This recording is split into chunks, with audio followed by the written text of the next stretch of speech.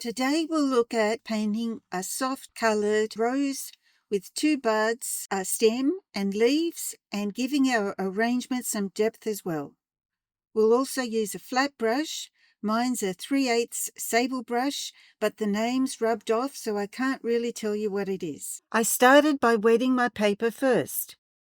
After all the gloss was gone, I then made another U shape and drop in some warm and cool shades.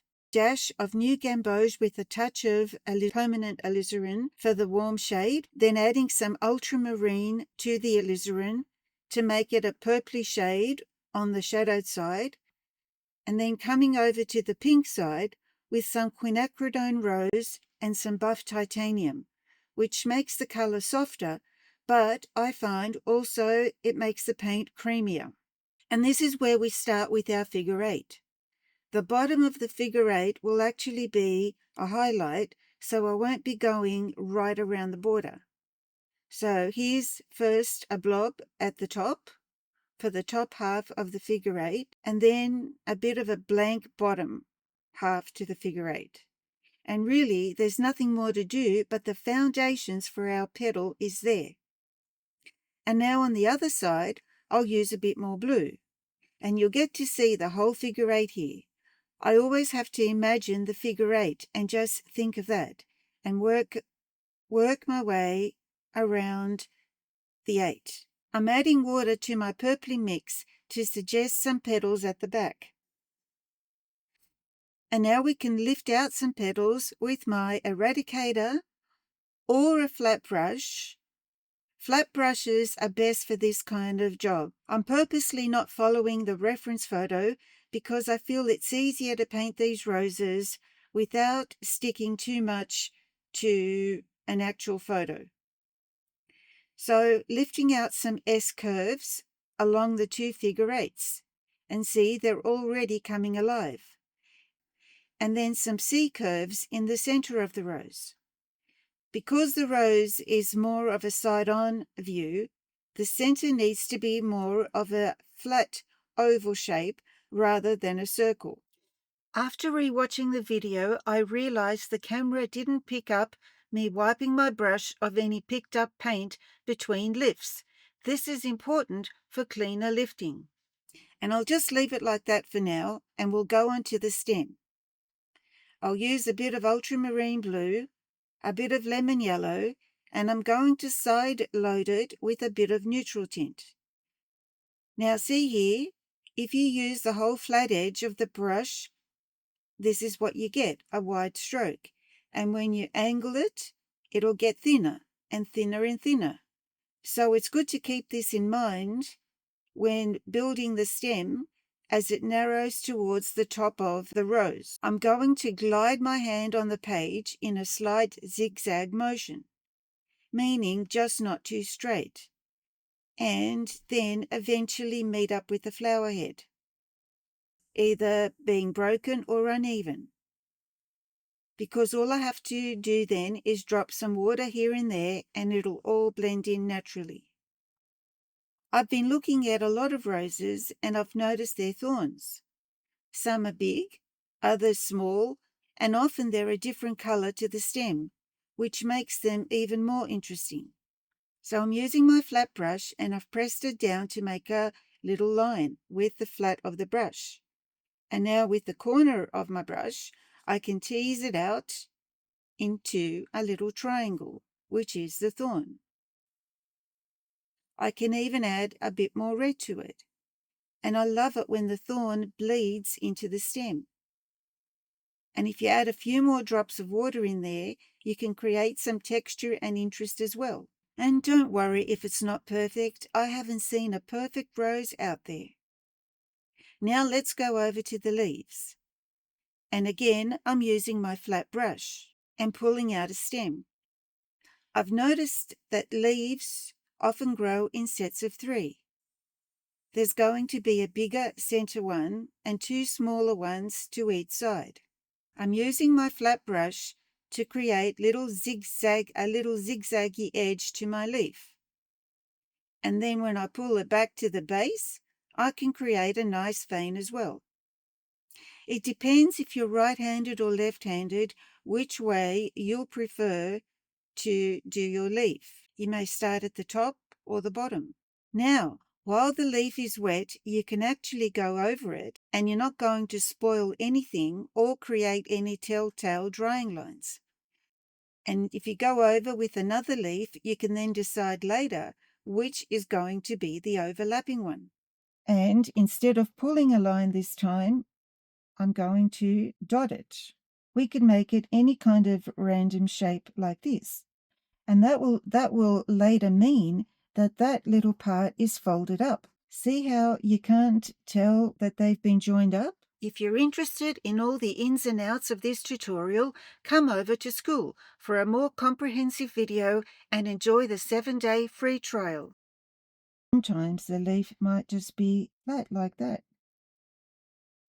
And this one might go down like that. One little hip like that. And maybe another one up here. One of these I'll do with a flat brush and one I'll do with the dagger. And a little S curve. I think this one's going to be easier with the dagger brush. Okay, I also want to extend a little bit of the stem because when they're not completely, when you don't see the connection, it's better. And a little bit of water here running the way you have to hold the brush. You have to practice enough to get a feel for the brush as to how of the strokes that it's going to give you. Because I'm right-handed, I'm going to have to face it this way, like this. And I can press down with my dagger brush, make a little triangle in there, come in here just like this and press down, and just go up and see what comes of it. Another color.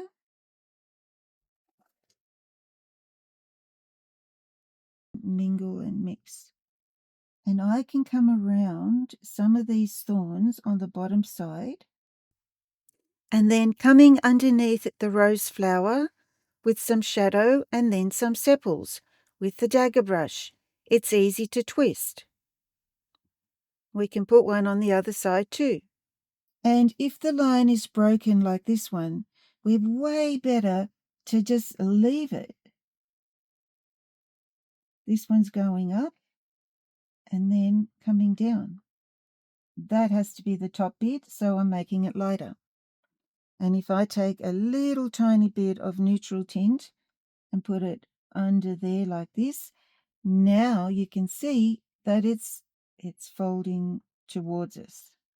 So while the rose is drying, I can show you how to add in some more filler leaves. And then put in this one.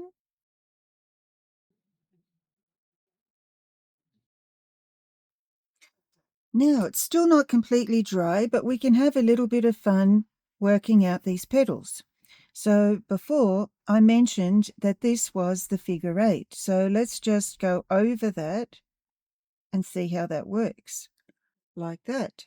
Out of that figure 8, we can put the fold over down like this, that little bit in there, and you see it looks like a petal. Coming in like this. So there's the fold over, and there's the bulge, and this one comes over it. So it's a bit like that. Yeah, not much like the photo really, but anyway, so now we need to emphasize the structure of the rose. There's the rosebud, and we need to have this center area, not circular, but more oval. So this here could be another petal. I could make that a bit longer in there and then have one coming out like that. And these are C curves.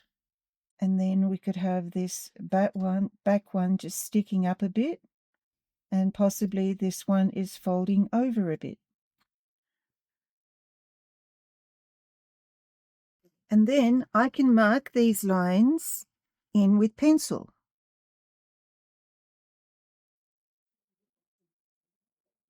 Just wet that little spot in there, just so that I can very gently just drop that colour in, like that. You can see that there's just so many different ways of tackling them.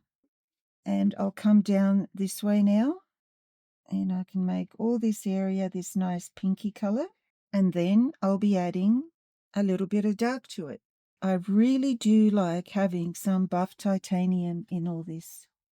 So I'm going to come in here under this fold and a little bit darker under this fold. So it's the darkest under the actual fold, but then it gets a little bit lighter. So that's why I've come in here with a damp brush. Now I'm going to dampen this petal here and come in with some nice purple.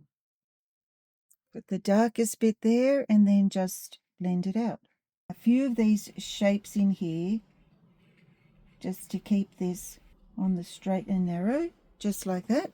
And those ones now, I'll just blend them out. This shape in here suggests the rose, the structure of the bud. Put a little bit of that in there. And on the outside of these folds, there's a little bit of shadow as well. And they can even have a few strokes.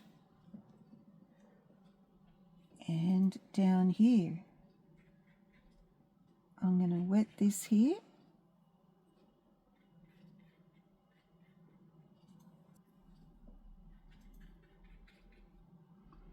And wet this here to make that a bit softer. And a little curve there to suggest that one. The more you get familiar with petals, the more confident you get just placing them here and there.